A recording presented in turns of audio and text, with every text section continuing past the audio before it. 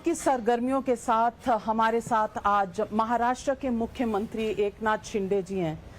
शिंदे जी, सिर्फ गर्मी नहीं बढ़ी, चुनाव की गर्मी भी बहुत बढ़ गई है और चौथा फेज चल रहा है और हर तरफ से इस तरह की बातें आ रही हैं कि कोई कह रहा है कि जय श्री राम पर होगा चुनाव, कोई कह रहा है हिंदुत्व पे चुनाव होगा, कोई कह रहा है कि मुसलमानों के हक पर, माइनॉरिटीज के हक पर चुनाव होगा।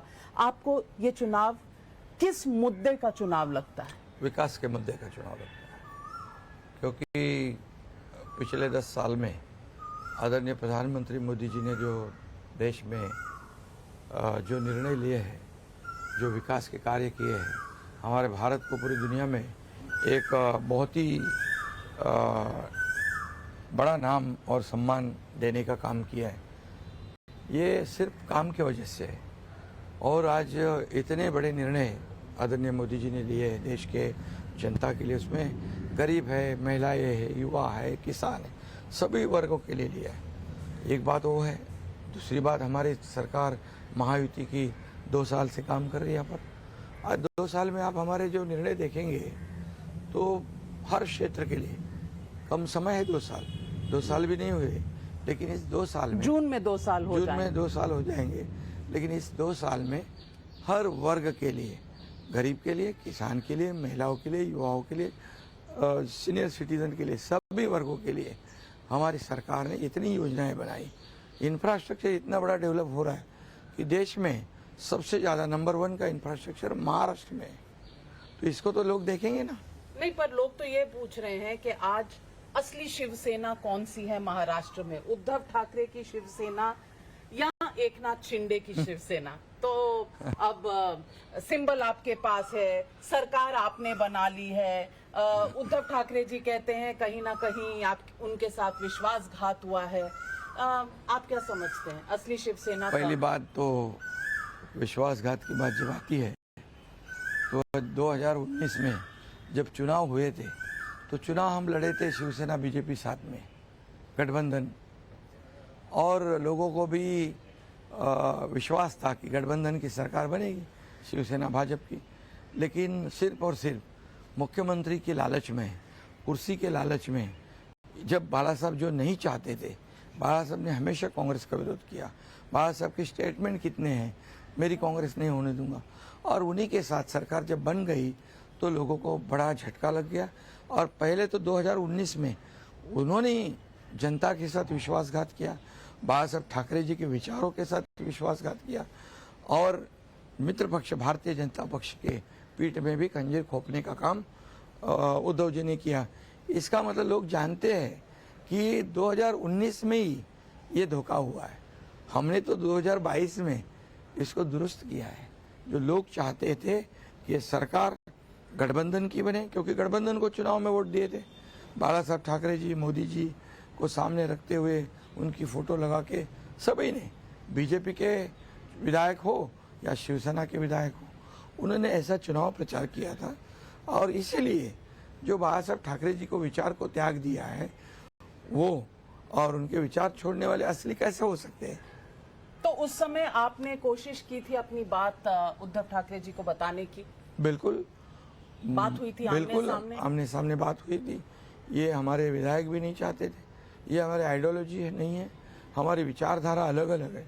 शिवसेना भाजपा की विचारधारा एक है, वो जो नेचुरल अलायंस है, जो बाला साहब ठाकरे जी, अटल बिहारी आडवाणी जी, ये प्रमोद महाजन मुंडे जी, इनकी उस वक्त जो अलायंस हो गई, तो ये अलायंस के मुताबिक सरकार बननी चाहिए थी। लेकिन तो उद्धव ठाकरे ने उस समय आपको क्या कहा? उन्होंने कहा अब मैं भारतीय जनता पार्टी के साथ जाऊंगा नहीं। बिल्कुल उनके साथ उन्होंने मुझे कहा था 2.5 साल मुझे देंगे, तो मैंने कहा कि बात तो करनी चाहिए। बोले नहीं, बात करनी नहीं, अभी उनके ऊपर मुझे भरोसा नहीं, अभी 2.5 साल अगर देना है तो पहले 2.5 साल दो। सबसे बड़ा विश्वासघात जनता के साथ और पूरे शिव सैनिकों के साथ बाला साहब ठाकरे जी के विचार को उन्होंने छुरा घोंपने का काम किया है। तो फिर मैं ऐसा कहूँ कि महागद्दार लिखना चाहिए, महागद्दार ऐसा लिखना चाहिए। मैं कभी ये बोला नहीं, लेकिन उनकी भाषा जो है इतनी निचले स्तर पर जा रही है कि उनका पूरी तरह संतुलन खो चुके हैं। उनको पता है अब हम हारने वाले, क्योंकि हम लोग काम करने वाले। और एक नाथ शिंदे ने अपने जीवन में आज तक के किसी के बारे में राजकीय जो है पॉलिटिकल बातें होती है, जो भी पॉलिटिकल आरोप प्रत्यारोप होते हैं वो ठीक है, लेकिन ऐसे पर्सनल लेवल पे मेरे बेटे के बारे में कहना, ये तो उनको जनता माफ नहीं करेगी। बिल्कुल। आदित्य ठाकरे ये भी कहते हैं कि आप गए थे उद्धव ठाकरे जी के पास और आप सामने बैठकर रोए थे उस वक्त 2022 में कि आपके गोडाउन में पैसे मिले हैं तो या तो बीजेपी ज्वाइन करो या जेल जाओ, ऐसा कुछ हुआ था? रोने वाला एक नाथ शिंदे नहीं है। एक नाथ शिंदे बाला साहब ठाकरे जी और धर्मवीर आनंदी जी का चेला है। ये ऐसे रोने वाली बात तो कई बार उन्होंने की है। ये रोने वाला नहीं, ये निर्णय लेने वाला एक नाथ शिंदे। अब क्या क्या बोलेंगे वो और क्या क्या बोलेंगे, मैं जब बोलूँगा तो उनको बोलने का मुंह भी नहीं रहेगा।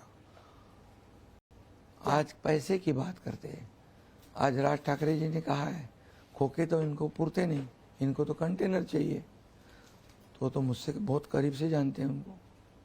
तो बिना पैसे के उनको नींद नहीं आती है।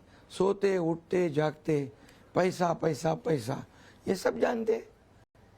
वो लेना जानते, देना नहीं जानते, तो पूरा महाराष्ट्र जानता है। और एक नाथ शिंदे को भी जानते।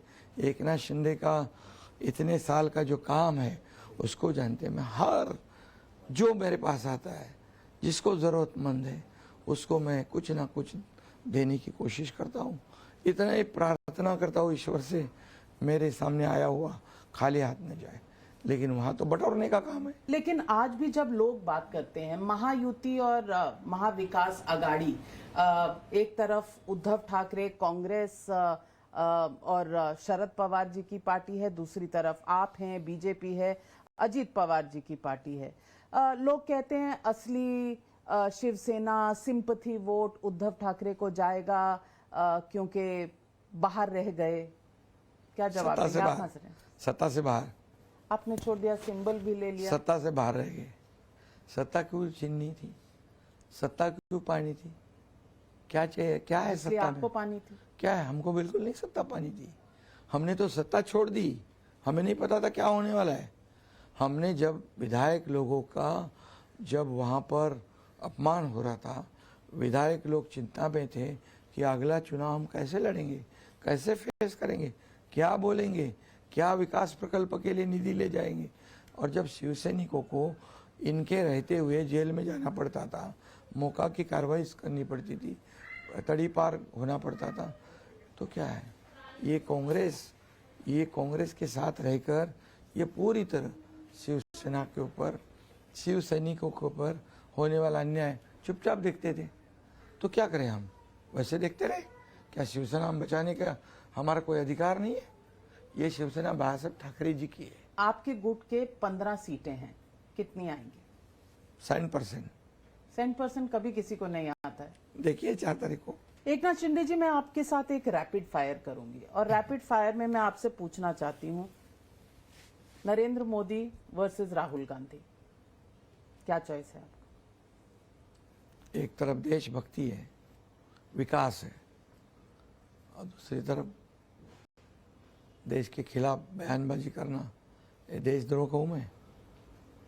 और देशद्रोही मानते हैं आप राहुल गांधी को? अगर देश के खिलाफ बयानबाजी जो करते हैं, विदेश में जाकर पाकिस्तान की बोली बोलते हैं, तो क्या हो सकता है? Anti development. राहुल गांधी अमेठी से नहीं रायबरेली से चुनाव लड़ रहे हैं। वही तो खुद को उनको विश्वास नहीं है कि मैं कहाँ से जीतूंगा। या तो पूरा विश्वास है, या तो पूरी तरह एक नेता है, नियत है, निर्णय लेने की क्षमता है, नीति है। वहाँ क्या है? वहाँ कांग्रेस के ज़माने में आपने देखा है 2014 से पहले रोज पेपर में आता था ये करप्शन, वो करप्शन, चारा घोटाला, कोयला घोटाला, क्या क्या घोटाले। और 2014 के बाद फर्क है। प्रधानमंत्री नरेंद्र मोदी डिक्टेटर हैं या एनडीए के लीडर्स को रिस्पेक्ट देने वाले नेता? वो तो डिक्टेटर कौन बोलता है इनको, ये तो विपक्ष वाले उनको बदनाम करते हैं। प्रधानमंत्री एक जनसेवक है, एक जनता के सेवक के प्रति काम कर रहे हैं। एनडीए हमारे जैसे कार्यकर्ताओं का ध्यान रखते हैं, उनका देश के प्रति कोई भी कॉम्प्रोमाइज कभी नहीं करते। देश की सुरक्षा हो या देश की उन्नति हो, कभी भी नहीं। बेटर ये उनका बड़प्पन है, इसीलिए हम उनको चाहते हैं, उनके ऊपर प्रेम करते हैं। बेटर डेप्यूटी चीफ मिनिस्टर कौन है, देवेंद्र फडणवीस या अजीत पवार? देवेंद्र जी को तो उनको तजुर्बा रहा है डिप्टी सीएम का, अजीत दादा भी डिप्टी सीएम रहे, तजुर्बे वाले लोग हैं हम सब। बेटर कौन है, एक चुनना है ना, एग्जाम पेपर में एक चॉइस करना होता है। देखिए ऐसा जो दोनों भी इस राज्य को आगे बढ़ाने में काम कर रहे हैं। एकनाथ शिंदे जी हमारे साथ जुड़ने के लिए, हमसे बात करने के लिए आपका बहुत बहुत धन्यवाद और आपको बेस्ट ऑफ लक कहूंगी, क्योंकि 4 जून को कौन कहां है ये पता चलेगा और जनता अपना जजमेंट देगी।